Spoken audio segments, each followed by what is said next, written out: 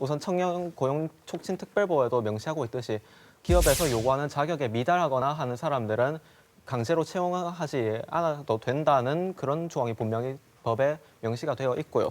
또한 바로 그런 경력자들만 우선하고 그렇게 계속해서 경력이 없는 사람들은 받아주지 않으려는 그 악순환 때문에 지금 청년 실업이 이렇게 심화되어 온 것 아니겠습니까? 그 악순환을 끊기 위해 이 법을 만든 것이죠. 때문에 법의 목적은 저학력, 저훈련, 장기 실업으로 고생하는 구직이 힘든 청년들을 위한 법인데 지난 12월 입법조사처의 발표에 따르면 공공기관의 경우 채용된 청년들은 대부분 다른 좋은 일자리에 취업할 가능성이 높았던 고학력, 고훈련 청년들이었고 때문에 법이 목표로 했던 저학력, 저훈련, 장기 실업으로 인한 구직이 가장 힘든 청년들에 대한 혜택은 거의 없었다고 발표했습니다. 저학력, 저훈련 채용이 이 법의 우선적인 목적이라고 말씀하셨는데 법의 의도를 잘못 해석하신 게 아닌가 싶습니다.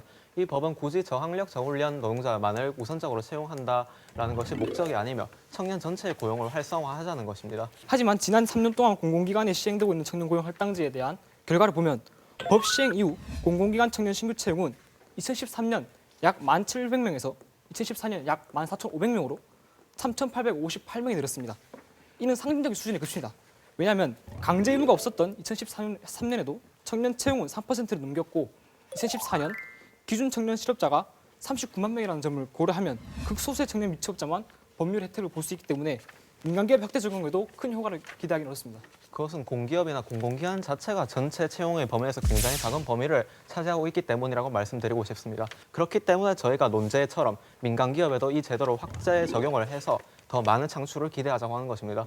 저희는 일단 그 부분에 대해서 효과 창출이라는 점도 부정하지만 능력과 무관한 이 나이만을 기준으로 불합리한 차별을 한다면 그로 인해 불이익을 받는 연령층의 기본권이 침해되는 것은 당연하다고 생각합니다. 그렇다면 헌법재판소 판결의 위헌 쪽에서는 이 비례의 원칙이 잘못됐다라는 판결은 어디에서도 찾아볼 수 없는데 어떠한 근거로 이 비례의 원칙이 잘못됐다고 말씀하신 건지 추가적으로 말씀해 주십시오. 헌법재판소의 이 판결이 언제 있었는지 알고 계십니까?